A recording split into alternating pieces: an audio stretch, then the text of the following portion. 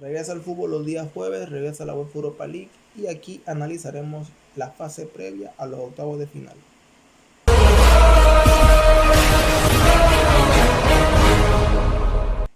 Bienvenidos una vez más a las lecturas del balón, esta vez analizando la fase previa de la UEFA Europa League. Esta fase previa que antes llamada 16avo prácticamente sigue siendo unos 16avos, solo que ahora llamada fase previa, en donde veremos, hay muy buenos encuentros, un total de 8. Hay que recordar que la fase previa está compuesta de los equipos que dejaron UEFA Champions League, los terceros lugares, y los segundos lugares de la fase de grupos de la UEFA Europa League. Asimismo, sucesivamente también pasa lo mismo con la Conference, el otro torneo que se realiza los días jueves. Analizaremos partido a partido y veremos qué claves tienen estos conjuntos en sus distintos enfrentamientos, viendo que esta Europa League se ha vuelto interesante con esta pequeña adición de esa fase previa, ya que se han ido ciertos equipos que generaban sorpresa, pero al estar la Conference League ahora se, se achica un poco que los equipos menos conocidos, esos equipos underdogs, no estén en estas competiciones. Hay distintos casos, pero poco a poco se va marginando un poco o dándole su propio espacio a los equipos no conocidos o no grandes en sus propias competiciones. Y hoy analizaremos, como lo dije, vamos a analizarlos la fase previa, iniciando con el Borussia Dortmund versus el Rangers. En este partido de Borussia Dortmund ante el Rangers, un partido, la verdad, de los interesantes en la fase, en lo que se va de la fase previa. Creo que todos los encuentros de la fase previa son interesantes, pero habrá unos que sí pueden marcar una punta de quienes pueden competir por Europa League. En este partido, un partido, la verdad, bastante reñido.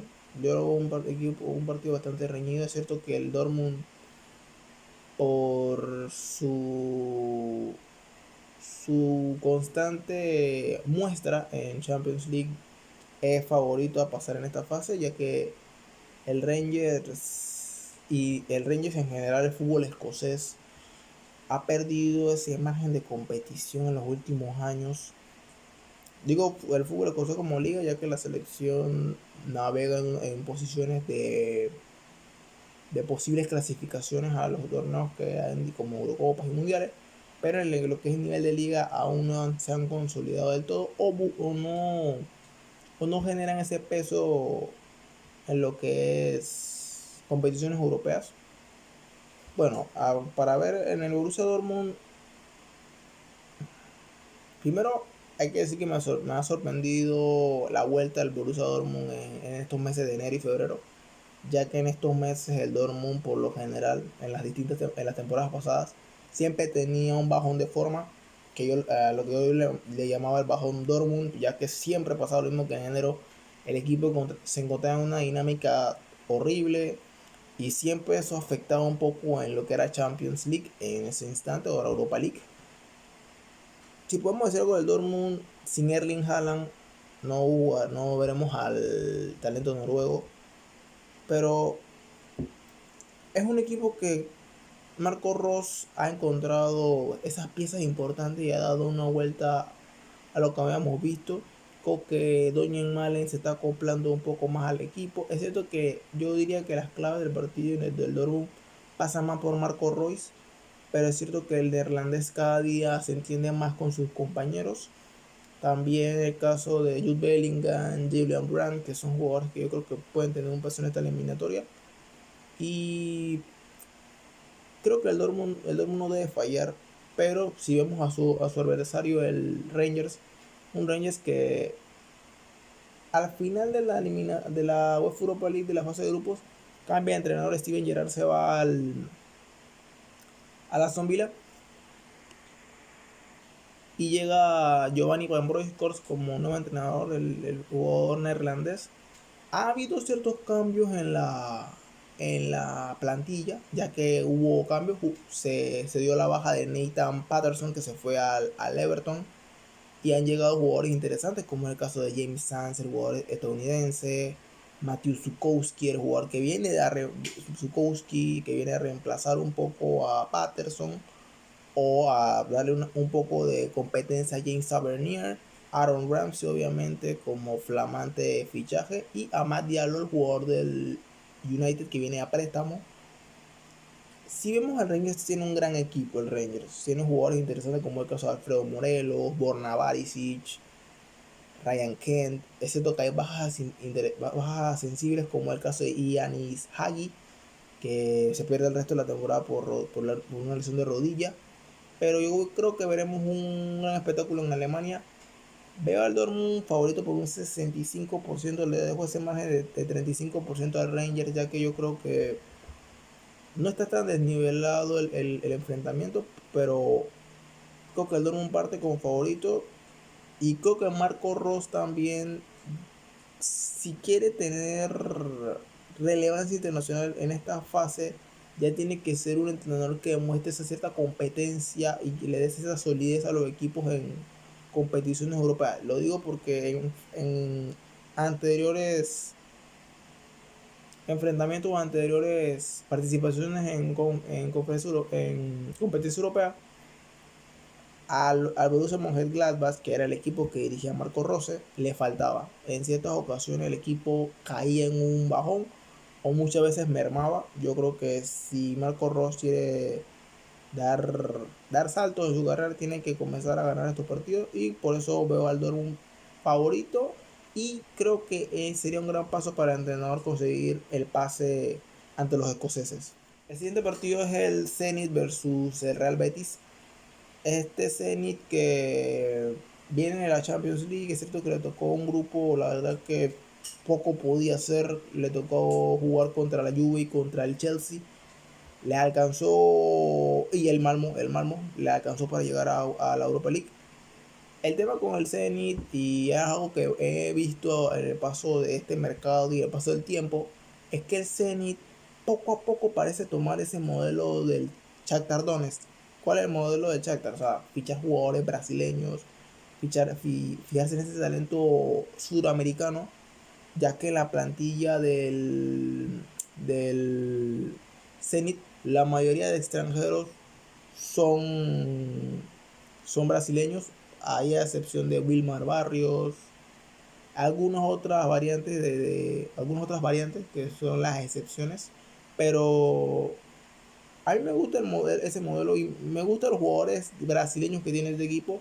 Douglas Santos, que es un jugadorazo, el lateral izquierdo, el propio Wendell, que es un medio centro interesante, Malcolm, que ha tomado una rienda interesante de su carrera, Claudinho, un jugador explosivo, un jugador interesante, y una nueva edición como el caso de Yuri Alberto, que viene del Fluminense. Se espera mucho del delantero joven de Brasil, 20 años.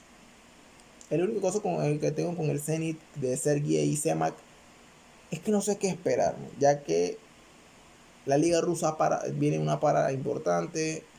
Y también hay que destacar que del Zenit también está Artem Siubon, un delantero que es difícil, muy difícil de marcar. Digo que puede ser interesante que puedan relevar o elevar la imagen de Siuba, ya que es un jugador importante. Digo que contra estos equipos como el Betis puede venirle bien que su 9, que su estrella figure. En el caso del Betis, bueno, qué decir del Betis, tercero en Liga Española. Manuel Pellegrini, que la verdad el ingeniero ha hecho un trabajo impresionante. Obviamente no. Yo creo que en Europa League es uno de sus favoritos. Y si vemos, Nabil Fekir está suspendido, no jugará este partido. Creo que este equipo con Nabil Fekir es otro Betis. Pero veremos cómo el entrenador chileno acomoda las piezas. Yo optaría por jugar con Sergio Canales en esa posición. ¿Por qué no ver a Juanmi en banda? ¿Y por qué no probar a Borja Iglesias y ver a Borja Iglesias de delantero centro? Yo veo una llave pareja, pero con un cierto favoritismo al equipo sevillano. Yo creo que el Betis tiene mucho para dar. Creo que, como lo dije, es uno de sus favoritos dado el nivel y lo que está mostrando en la Liga Española, siendo ellos terceros de la liga. Lo único que puedo decir es que también cuesta ver y hay que ver qué podemos esperar de los equipos españoles en competencia europea, ya que se le ha tenido en ese ojo siempre al fútbol español desde hace un rato el rendimiento de sus equipos en competencia europea. Yo espero un partido bueno. Yo es cierto que van a jugar en Zenit, en Rusia. Veo una llave que lo veo casi igual que en el caso del Rangers y del Dortmund, un 35% al Zenit y un 65% al Betis. Creo que el Betis puede hacer algo interesante y por qué no optar por un pase y ver cómo se acomoda y puede dar esos pasos para hacer y refrendar que es uno de sus favoritos para llevarse este torneo. El siguiente partido quizás es el partido que se va a llevar las miradas este día jueves, ya que los equipos que veremos no es usual verlos en la UEFA Europa League, especialmente a uno. Estamos hablando del Barcelona versus el Napoli. Bueno, primero es raro, va a ser raro, ¿cierto? Va a ser raro ver al Barcelona en Europa League, pero esto es un poco la etapa de transición que pasa por el club blaugrana. Yo creo que Xavi Hernández le ha tocado un panorama, la verdad que un entrenador como él que viene de transición, creo que no quisiera pasar por esto, pero hemos visto un Barcelona que ha mejorado desde que ha llegado Xavi. No diría que es el efecto Xavi, sino que los jugadores han asumido una idea nueva del entrenador español. Si me preguntan, me gustó el mercado de fichajes que hizo el Barcelona, la verdad. Está yendo jugadores por banda, como en el caso de Ferran Torres, Adama Traoré, y buscando una opción en esa punta, un jugador distinto como era Pierre-Emerick Aubameyang. El único detalle que puedo tener con el Barcelona es el rival que se enfrenta, que es el Napoli. ¿Qué pasa? El Napoli no tuvo una mala participación en fase de grupo Europa League. Solo que fue una fase de grupos muy reñida en ese grupo, ya que en ese grupo estaba el Esparta de Moscú, estuvo el Leicester y estuvo el Legia de Varsovia. Y un Esparta de Moscú que sorprendentemente en el grupo quedó primero. Y digo sorprendentemente porque se esperaba un Leicester quizás como líder, dado que el nivel de fútbol inglés y la comparación eterna que el fútbol inglés debe predominar o debe mostrar esa diferencia contra otras ligas, pero el caso de este fue distinto, ya que el Sparta de Moscú dio una excelente fase de grupo y terminó primero, el Napoli terminó segundo y el Leicester está ahora jugando Conference. ¿Qué pasa con el Napoli? El Napoli en liga italiana, la verdad, lo ha hecho muy bien. Está a un punto está ahí peleando cerca de las posiciones en el primer lugar. Ellos se encuentran ahora mismo tercero porque a 3 puntos del Milan, a 3 puntos del Milan, sí. Es una de las mejores defensas del campeonato. Mucho tiene que ver quizás también por el acomodo que ha tenido Amir Radmani, que es el jugador kosovar, y un poco también el trabajo que ha hecho David Ospina en la portería. Es cierto que está Kalidou Koulibaly, que también se puede resaltar a la figura de Kalidou Koulibaly, pero Kalidou Koulibaly en los últimos meses no tuvo con el equipo italiano, dado que él estuvo lesionado y posterior fue a la Copa Africana de Naciones. Yo creo que el Napoli tiene un gran equipo, pero no sé cómo asumiría Spalletti este partido, ya que Luciano no es que tenga un récord negativo entre los equipos españoles, pero vienen estas fases importantes y este equipo a veces en estos partidos suele perderse. Si vemos, el equipo de Napoli tiene jugadores impresionantes y dentro de la misma competición, como en el caso de Víctor Osimhen, que es un jugadorazo, va a ser un duelo interesante verlo ante quizás un Eric García, un Ronald Araujo, un Gerard Piqué, obviamente Lorenzo Insigne, que va a hacer sus últimos partidos de competencia europea con el Napoli, ya que el jugador irá a la MLS con el Toronto. También destacar a Elrich Elmas, que yo creo que es uno de sus jugadores clave, el máximo goleador de este equipo también en Europa League con Uchimen, 4 goles también, el jugador macedonio. Y yo creo que el Napoli tiene para dar batalla, pero creo que el Barcelona, por lo que representa el Barcelona, está obligado a pasar. Y creo que esa puede ser una visión errada de lo que vemos, ya que el partido es sumamente parejo. Pero por lo que representa el Barcelona, quizás se comente y se piense que el Barcelona debe pasar. Yo una llave cerrada, yo un 55-45, la verdad. Dado que el equipo de Spalletti es bueno, pero dado el nivel que ha mostrado en Europa League, tengo esa pequeña duda. Porque si ya fue con el Sparta de Moscú en las dos ocasiones, ya que en Liga, en Napoli perdieron, en Italia perdieron y en Moscú luego perdieron igual. Ese, esas pequeñas dudas son los que me dejan a un Napoli que quizá no está listo para dar ese paso a los grandes de Europa. Y yo creo que el Barça sí tiene eso. Y por eso quizá una llave cerrada, pero que si el Barça demuestra esa jerarquía que tiene en competencia europea, creo que puede ser un partido, la verdad, bastante cuesta arriba para los italianos. Y como le dije, veo al Barça favorito. Y quien quite, viendo de lo que salga esta eliminatoria, podemos considerar a Barcelona uno de esos favoritos para llevarse a la UEFA Europa League. Seguimos con uno de esos duelos históricos, dado que hay bastantes duelos que por primera vez se van a dar en la UEFA Europa League. Uno de esos duelos es el Sheriff Tiraspol ante el Braga. El Sheriff, una de esas, la cenicienta de la UEFA Champions League. Es cierto que quizá era la visión quizá del equipo moldavo quedar en UEFA Europa League, dado que era su primera participación en Champions y mostraron una gran cara.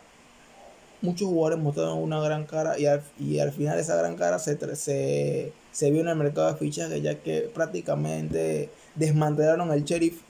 Se han llevado jugadores claves en esa posición de, por ejemplo, la defensa. Esa defensa de Champions conformada por Fernando Constanza, Cristiano en las laterales, Danilo Arboleda junto a Gustavo Dulanto. Solo ha quedado Gustavo Dulanto. Danilo Arboleda se fue al fútbol de Emiratos Árabes. Constanza se fue al fútbol ruso y Cristiano se fue al fútbol brasileño con el Fluminense. Han perdido piezas importantes. También se han ido jugadores del mediocampo. El Chiefs lo han desmantelado, pero los dirigió por Yuri Bernudov. Creo que aún pueden tener esa noción de lo que mostraron en Champions. Aún hay jugadores como Adama Traoré, aún está Sebastián Steele, todavía está Giorgio Satanasiadis, el arquero griego. Y han llegado piezas nuevas. Y hay que ver cómo es el acomodo de estas piezas, dado que pocos de ellos han jugado competencia europea. Quizás no un caso similar a lo que vemos en el Sporting Club de Braga, ya que lo dirigido por Carlos Carvajal, dieron una buena fase de grupos. Es cierto que terminaron segundo, dado que era un grupo reñido con el Fenerbahce y el Eintracht de Frankfurt. Para el club portugués hubo una baja sensible, que fue el caso de Raúl Galeno. Raúl Galeno, que se fue al Porto. Raúl Galeno es el goleador del torneo. 6 goles tiene en esta Europa League. Y quizás esa baja puede ser un golpe para los portugueses. Es cierto que aún hay piezas importantes como son Ricardo Horta. Hay jugadores que llamarán o están a eso de ser piezas importantes, o por qué no, esas nuevas piezas, como el caso de Víctor Manuel Carvalho Oliveira, mejor conocido como Vitinha, no confundir con el jugador del Porto. Este jugador es delantero. Son estas piezas nuevas que tiene el fútbol portugués, y en el caso del Sporting Club de Braga igual.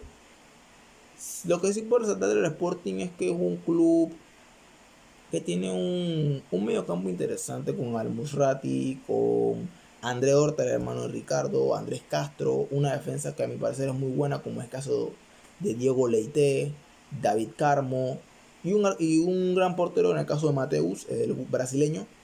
Aquí yo doy un 50-50, la verdad, por lo que he visto del Sheriff en Champions. Y la verdad del Braga, pese a que marcha cuarto en la liga portuguesa, es una oportunidad de oro para que ese fútbol siga entrando en competencia europea, siga compitiendo.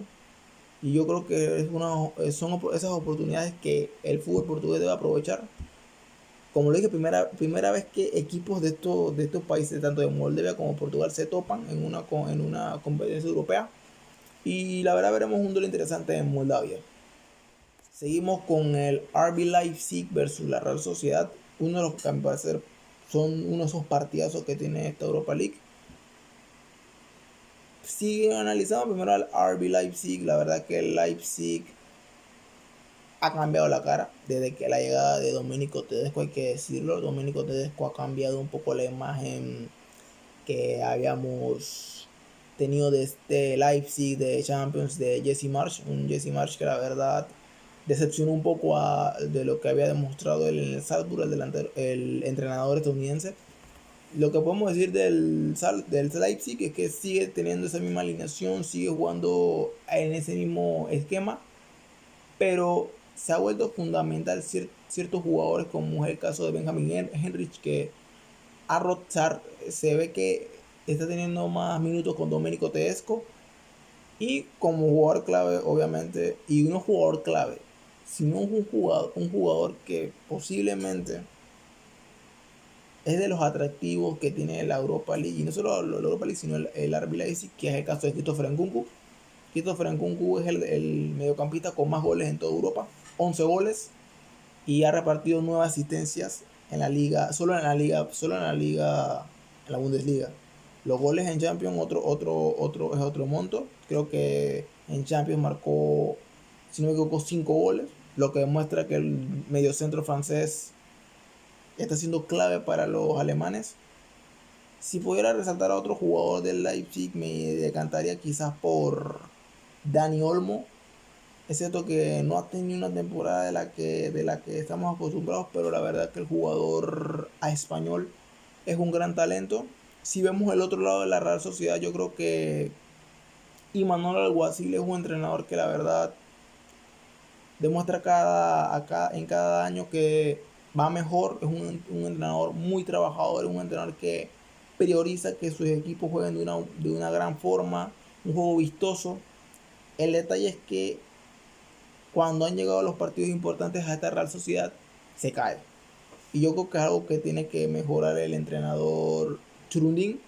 Si vemos la Real Sociedad ha encontrado en Rafinha una alternativa interesante a ese mediocampo.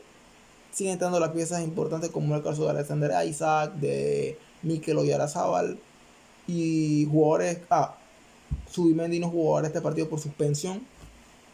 Pero esperemos un gran partido en Alemania. Yo veo esta llave igual de pareja, pero me decantaría un poco más por la Real Sociedad. Yo veo un 60-40, un 60% para la Real Sociedad, un 40% para el RB Leipzig. Es cierto que el Leipzig viene de Champions, debería ser el equipo que ver como favorito, pero yo creo que el trabajo que ha hecho la Real Sociedad a pasar de los años puede ser que dé frutos este año.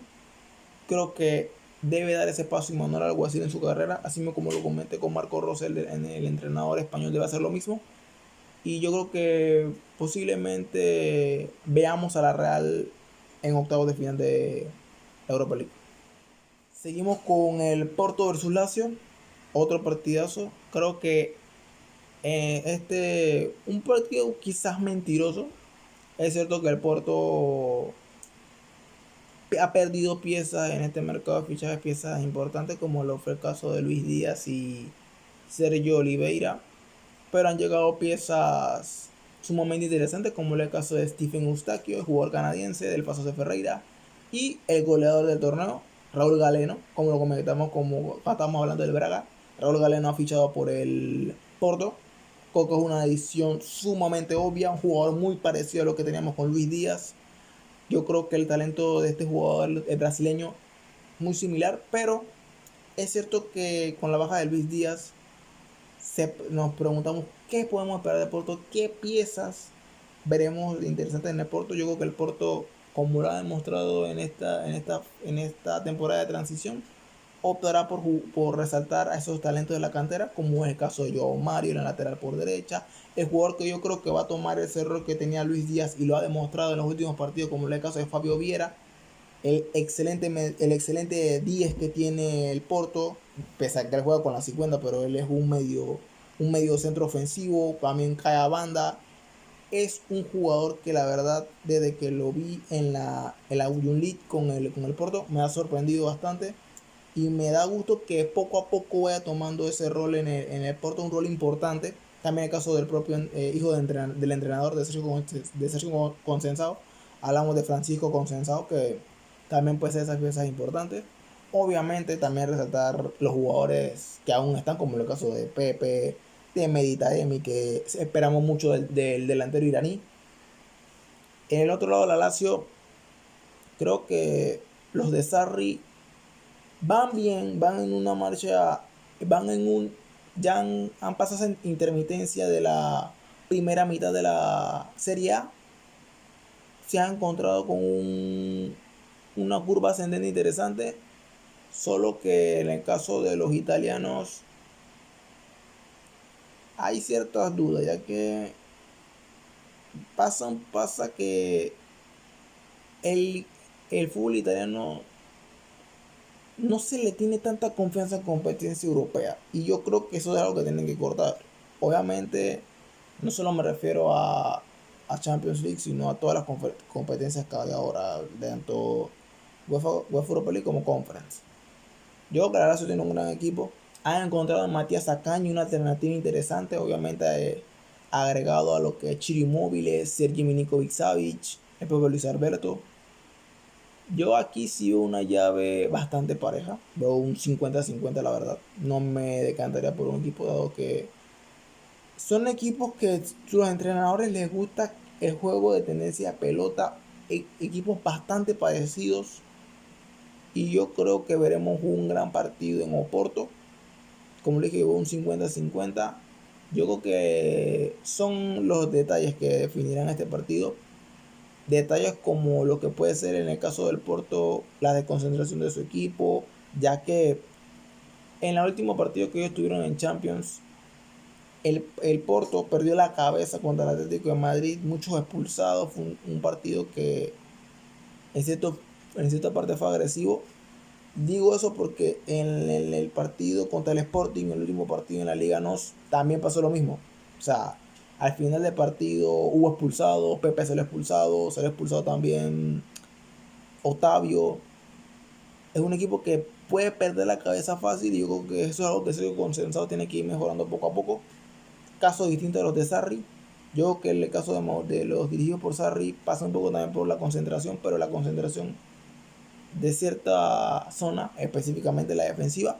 Y yo creo que veremos un gran partido en Oporto, pero como lo dije, puede ser que los detalles definan quién pasa en esta llave. Seguimos con el Atalanta versus Olympiacos. Partido que la verdad, otro partido que veremos por primera vez en su historia. La última vez que el Atalanta se enfrentó a un rival griego fue en 1987. Si vemos a esta Atalanta, yo en la fase de grupos posiblemente me esperaba este escenario, la verdad, ya que mucho tiempo veíamos al Atalanta de Gianpiero Gasperini jugando a una misma forma y al final el truco se le viró, al final se le toma el truco. Han perdido piezas importantes como el caso de Robin Gosens. Está el caso Ilicic, ya que Josip no fue agregado a la lista de Europa League. Hay que recordar que Josip Ilicic está pasando por una depresión muy, muy grave. Un poco lo que le ha pasado en estos últimos años al gran jugador esloveno. Si vemos al Atalanta, vemos un Atalanta, también hay que recordar que jugarán sin Duban Zapata, o sea que prácticamente el peso de la delantera la veremos de jugadores como el caso de Luis Muriel, Ruslan Malinovsky, jugadores nuevos que han llegado en esta ventana como en el caso de Valentín Mihaila, el jugador rumano, y el caso de Jeremy Boga, el francés.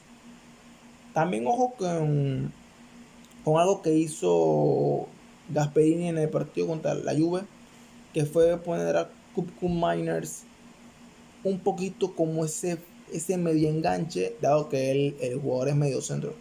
Y la verdad dio un gran partido ante la Juve, en el caso del neerlandés. Quizá este Atalanta no es la de otros años, pero del otro lado, quizá se va a topar contra un rival muy mentiroso. que es el caso del Olympiacos. El Olympiacos, desde que yo tengo uso de razón, desde que está Pedro Martins siendo entrenador del equipo griego, es un equipo que la verdad pocas veces falla. Y yo creo que si hay un rival que le puede competir al Atalanta es el equipo, el Olympiacos. Un Olympiacos que ha cambiado un poco, ha cambiado ciertas jugadores, ha llegado jugadores como Manolas, Costas Manolas desde el fútbol italiano. Sigue teniendo una base de años pasados con Madi Camará, Yusuf El Arabi, Kevin Fortunis, Matthew Balbuena, sigue teniendo esa base, pero han llegado jugadores interesantes en los mercados pasados, como el caso de Tiquinho Suárez, que es una gran adición el jugador brasileño. Yo veo una llave, la verdad, por lo que me ha demostrado Pedro Martins en el paso de las temporadas, es un entrenador, la verdad, muy, muy, muy bueno. El portugués es uno de esos entrenadores que no le gusta dejársela fácil a los rivales. Y yo creo que veremos un gran partido. Aquí veo un 60-40 a favor del Atalanta porque creo que el Atalanta es favorito y creo que Gasperini, creo que el Atalanta debe competir. Es de los equipos que bajó de Champions. Es cierto que no es uno de los regulares, pero es de los equipos que había sorprendido Europa.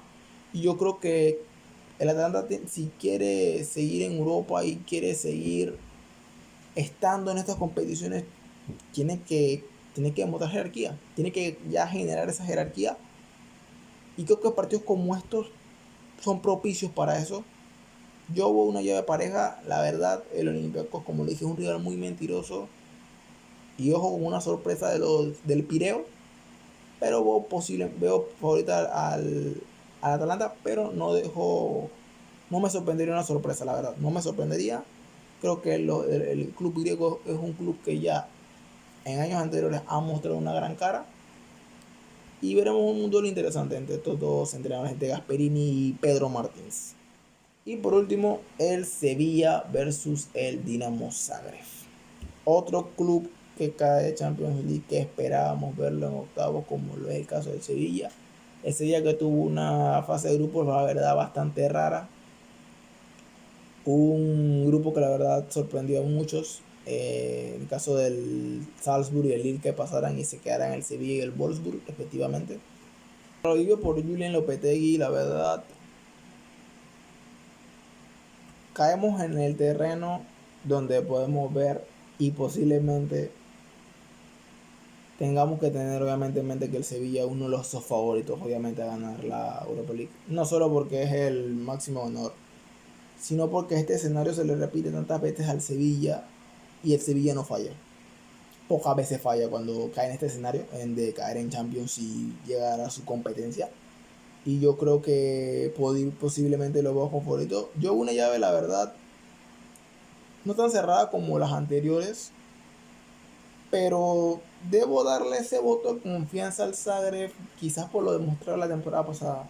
Hay que recordar que el Zagreb el año pasado dio una campanada histórica eliminando al Tottenham, remontándole un 3-0. El único detalle es que el Zagreb no ha ganado en España en sus 6 visitas a España. No ha ganado. Hay un antecedente entre todos los equipos. En el 2016 jugaron fase de grupos de Champions League. El Sevilla ganó los 2 partidos, uno por marcador de 4-0 y el otro por 0-1. El Sevilla favorito, hay que decir que Eric Lamela y Suso no jugaron el partido de ida. Y en el caso del Zagreb, pese a ser quizás el no favorito, hay que decir que tiene jugadores interesantes como en el caso de Livakovic, Ivan Usec y obviamente Milos Orsic, que Orsic se esperaba que saliera del equipo, pero al final se mantiene en el club croata.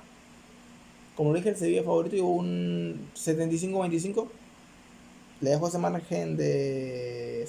pequeño margen al Zagreb, ya que es un equipo que siempre está en competencia europea. Y la verdad, la llave en Sevilla, si puede interesar ese 0-0 sería propicio, ya que en Zagreb este equipo se hace muy fuerte. En Croacia este equipo se hace muy fuerte. Y yo creo que en el caso del Sevilla aprovechar, están en su competición, tienen un gran equipo. Creo que los de Lopetegui pueden dar un golpe en la mesa, pueden soñar con este título, ya que no es como las ediciones de otros años. Yo creo que este año la competencia es sumamente dura. Han caído equipos muy interesantes en la Champions League y que han caído en esta Europa League. Y yo creo que este escenario será muy difícil para Sevilla. Pero como lo dije, los sevillanos son favoritos. Y creo que si poco a poco van, y hay que decirlo también, es el segundo lugar de la Liga Española. Tiene que mostrar esa jerarquía. Tiene que mostrar esa jerarquía porque es segundo, porque está a 4 puntos del Madrid. Tiene que mostrar en este tipo de competiciones. Y como lo dije, yo creo que el Sevilla es favorito y posiblemente, como lo dije, si va paso a paso, meterá miedo en esta competición como lo es costumbre. Y eso sería todo, analizando esta previa de Europa League. Posiblemente no. Haremos el video de los próximos partidos de Champions League. Quizá de Europa League la vuelta. No estoy seguro si haré video de la vuelta, dado que puede ser que los compromisos arrojen ciertos resultados holgados o sorpresivos. Como lo dije, se viene más contenido, no sé, vamos a seguir haciendo contenido. Por ahora vamos a priorizar lo de la competencia como la Champions, Europa League en estas semanas de estas competiciones, ya que han vuelto. Esperen obviamente más contenido de CONCACAF, África. El video que les di sobre esas historias insólitas del fútbol también vendrá eso en un punto entre próximas semanas. Esto sería todo. Ojo que la Europa League ahora parece ser una competición que va a ser muy vista. Al desconocido que no le gustaba ver esta competencia, que se la goce. Luego la verdad, lo que era la Europa League sí le daba seguimiento. Sí, siempre hay duelos interesantes en esta competición. Eso sería todo. Y si te preguntas por qué se llama las lecturas del balón, simple. Es porque el fútbol también se lee. Adiós.